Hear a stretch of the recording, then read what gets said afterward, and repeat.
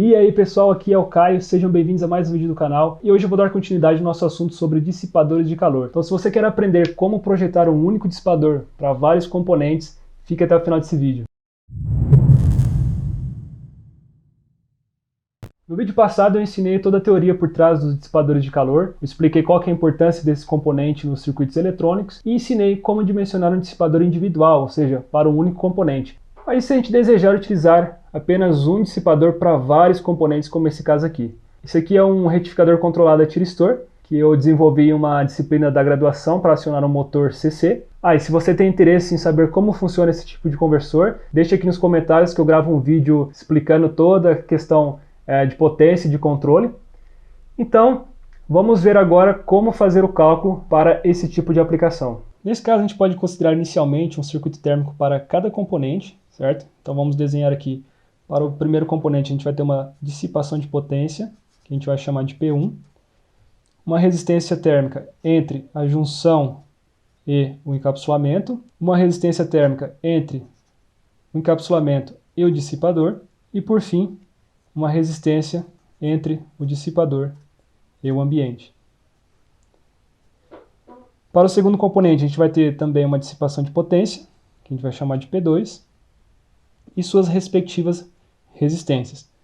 Isso aqui poderia ser feito para N componentes, mas aqui eu vou considerar só 2, já é suficiente.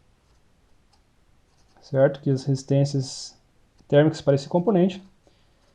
E se vocês observarem, aqui a gente vai ter, vou desenhar de outra cor. Então aqui a gente vai ter a temperatura na junção do primeiro componente, temperatura no case, e aqui a temperatura, esse ponto do dissipador de potência, e embaixo a temperatura ambiente. O mesmo é válido para o outro, então aqui a gente vai ter a temperatura no dissipador de potência do segundo componente, a temperatura ambiente e as demais temperaturas ali. Então vamos considerar agora que os componentes já atingiram o regime permanente, as temperaturas já se estabilizaram e que a temperatura no dissipador 1 é igual à temperatura no dissipador 2, que é igual a TD. Isso permite concluir que a diferença de temperatura entre esses dois pontos vai ser igual à diferença de temperatura entre esses outros pontos, certo? Então a gente pode conectar esse circuito aqui em paralelo com esse e considerar uma mesma resistência entre dissipador e ambiente para ambos os componentes. Então vamos fazer isso. A gente vai ter aqui a dissipação de potência do primeiro componente, com suas respectivas resistências térmicas, entre junção e encapsulamento e entre encapsulamento e dissipador, que é a potência P1. A gente vai ter o mesmo para o segundo. E se a gente quiser fazer isso para mais componentes, a gente pode considerar aqui N circuitos em paralelo.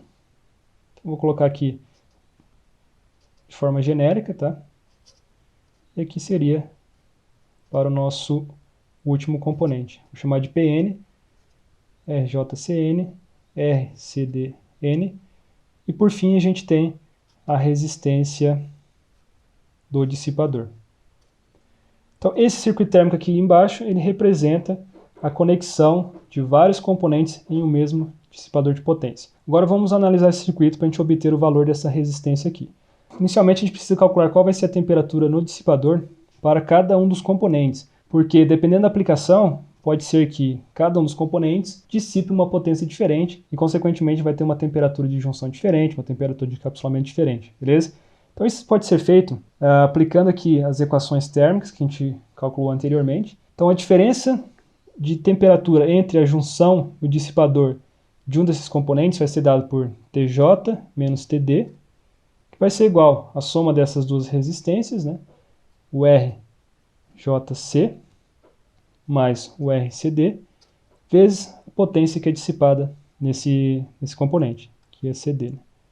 Vezes a potência. Então, genericamente, a gente pode dizer que a temperatura no dissipador N vai ser igual à temperatura na junção desse componente menos o RJCN mais o RCDN vezes a potência que é dissipada nesse componente. Como os componentes vão ser conectados em um mesmo dissipador, a temperatura calculada em um deles, a maior temperatura, né, calculada entre eles, vai ser igual para todos. Então o que a gente faz aqui? A gente calcula as temperaturas individuais, né, para cada componente e escolhe a menor delas para os próximos cálculos. Por quê? Assim a gente consegue garantir que todos os componentes eles vão operar com uma temperatura abaixo, né, do valor máximo. Porque se a gente considerasse o valor máximo, pode ser que esse valor máximo já seja muito elevado para um outro componente. Então vamos considerar nesse cálculo o valor mínimo, beleza? E agora fica fácil.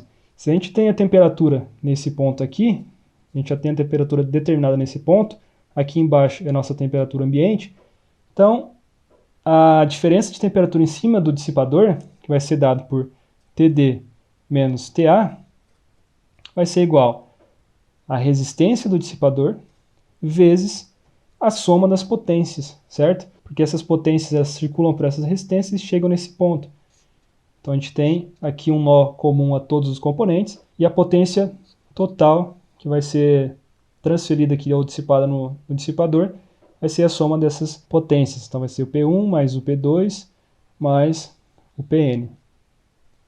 Então aqui a gente já conclui que a resistência necessária para o dissipador vai ser dada por TD menos TA sobre o somatório dessas potências individuais de cada componente.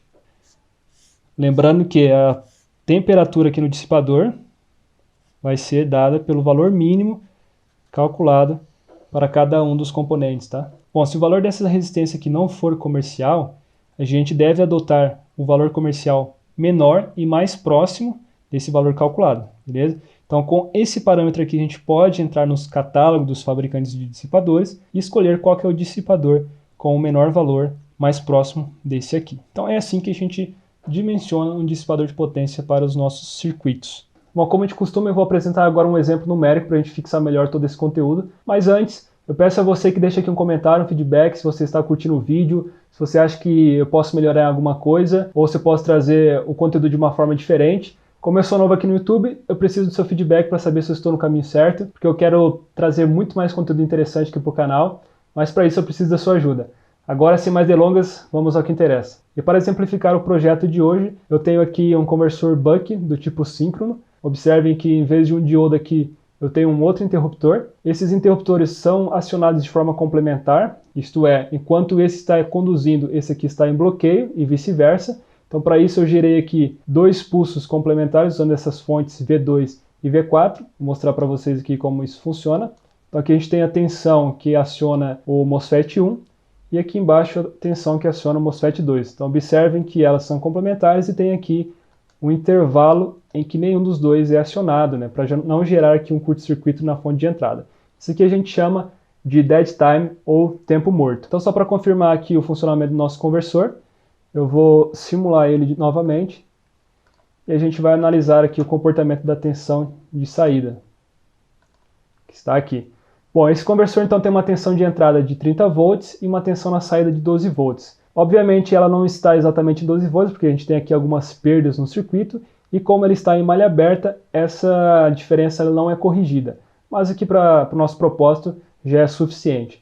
E para a gente dimensionar o dissipador de calor, a gente precisa conhecer previamente qual vai ser a potência dissipada sobre o nosso componente. Nesse caso, a gente tem os dois interruptores de potência, tá? Os dois MOSFETs, modelo IRF 1310. Para isso, a gente pode pressionar a tecla Alt e selecionar um dos componentes que vai aparecer aqui qual que é a potência instantânea dissipada sobre ele. Então, vou fazer o mesmo para o outro.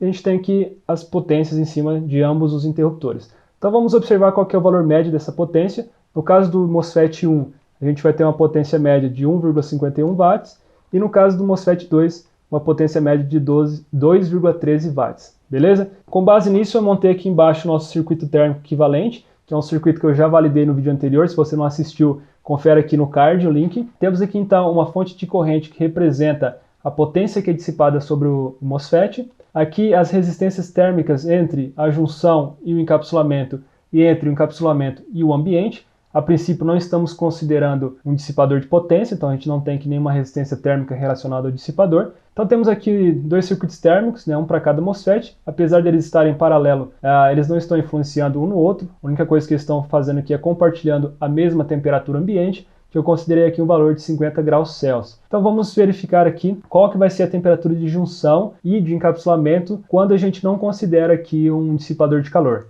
Vou adicionar um novo plot aqui e vamos analisar a temperatura na junção do MOSFET 1 e a temperatura na junção do MOSFET 2. Claro que na prática essa temperatura não vai ter esse comportamento pulsado, tá? Aqui a gente está considerando um circuito que funciona para regime permanente, então a gente não tem nenhuma dinâmica, e por isso ele apresenta essa característica pulsada devido à forma de onda dessa potência que é dissipada instantaneamente no MOSFET. Mas, na prática, o que nos interessa aqui é o valor médio dessas temperaturas. Então vou pegar aqui no MOSFET 1, que a gente tem uma temperatura de 153 graus Celsius, e no MOSFET 2 a gente tem uma temperatura de 184 graus Celsius. Então, se a gente observar aqui no datasheet desse componente, que é o IRF 1310, a temperatura máxima que ele suporta é de 175 graus Celsius. E é sempre bom a gente operar com uma margem de segurança, nunca muito próximo do limite.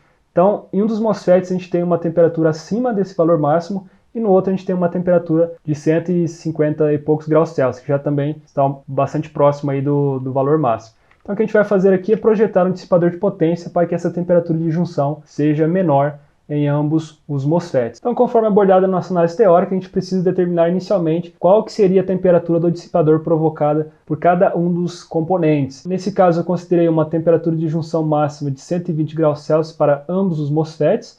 A resistência térmica entre a junção e encapsulamento também é a mesma para ambos os componentes, porque eu estou utilizando o mesmo modelo. E a resistência térmica entre o encapsulamento e o dissipador, eu selecionei esse valor de 2,5 graus Celsius por watt, a partir dessa tabela aqui. Então estou considerando um caso em que a gente tem uma mica para isolar eletricamente o componente do dissipador de potência e também estou utilizando a pasta térmica. Então para o MOSFET 1 eu obtive uma temperatura no dissipador de 112 graus Celsius, ou seja, o dissipador pode chegar no máximo até essa temperatura para manter o valor da temperatura de junção em 120 graus Celsius. E no caso do MOSFET 2, esse valor máximo é de 108,92 graus Celsius.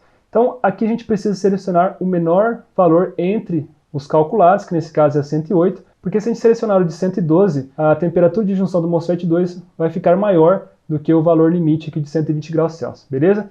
Bom, esses parâmetros de resistência térmica eu peguei lá do datasheet, então a gente tem todos os valores que a gente precisa, tá? E agora, com o valor dessa temperatura do dissipador em mãos, a gente pode determinar qual que vai ser a resistência térmica desse dissipador para limitar a temperatura de junção de ambos os MOSFETs. Então essa aqui é a expressão para esse cálculo, a gente considera aqui aquela temperatura do dissipador, a temperatura do ambiente de 50 graus Celsius para essa aplicação aqui, e aqui embaixo a soma das potências dissipadas em cada um dos componentes. Então como a gente tem os dois MOSFETs aqui, as potências de cada um deles, isso resultou em uma resistência térmica de 16,19 graus Celsius por watt, ou seja, o nosso dissipador de calor deve ter uma resistência térmica menor ou igual a esse valor aqui. Então com isso eu consultei o catálogo da empresa HS Dissipadores e selecionei aqui o modelo HS 1710, que ele possui uma resistência térmica de 14,6 graus Celsius por watt para um comprimento de 4 polegadas, que é de aproximadamente aí 100 milímetros. E agora eu vou colocar lá no nosso modelo térmico equivalente a resistência térmica do nosso dissipador.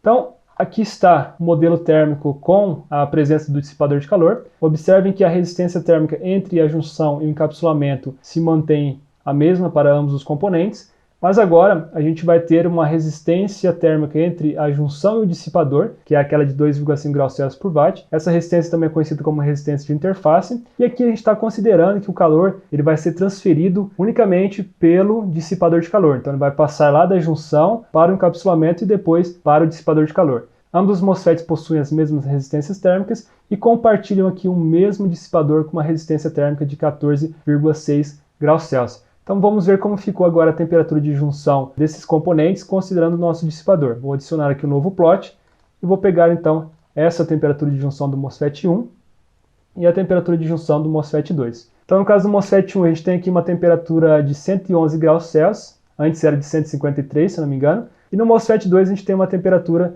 de 114 graus Celsius, que antes era de 184. Então observem que agora a temperatura de junção de ambos os componentes ficaram abaixo daquele valor máximo que a gente definiu, que é de 120 graus Celsius, e ambos estão compartilhando o mesmo dissipador de potência. É interessante observar também que aqui a gente está considerando que todo o calor é transferido pelo dissipador, mas na prática também tem uma parcela que é transferida diretamente do encapsulamento para o ar. Se a gente quiser representar isso no nosso circuito térmico, a gente precisa incluir aqui a resistência entre o encapsulamento e o ar, que é essa resistência aqui de 62,3.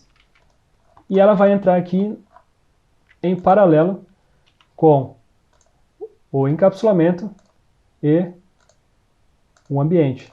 Então a gente faz isso para ambos os MOSFETs. E vamos simular novamente para ver como que ficam as temperaturas. Então agora a gente tem uma temperatura de junção para o MOSFET 1 de 92 graus Celsius e para o MOSFET 2 de 94 graus Celsius. E isso ocorre porque essa resistência térmica em paralelo acaba diminuindo o valor equivalente, né, dessa resistência entre o encapsulamento e um ambiente. Mas nos nossos cálculos a gente não considera essa resistência aqui por dois motivos. Primeiro, para simplificar os cálculos, e segundo, que a gente tem um projeto mais conservador, né? Observem que sem considerar essa resistência, a gente vai ter aqui um dissipador de calor um pouco maior, né? Mas que garante que a gente não vai chegar próximo da temperatura limite. Então por hoje é isso, pessoal. Se você gostou desse conteúdo, se ele foi útil para você, não esqueça de deixar um like, se inscreva no canal caso não seja inscrito. E também, se restou alguma dúvida, deixa aqui seu comentário que eu vou te responder com todo prazer. Até o próximo vídeo.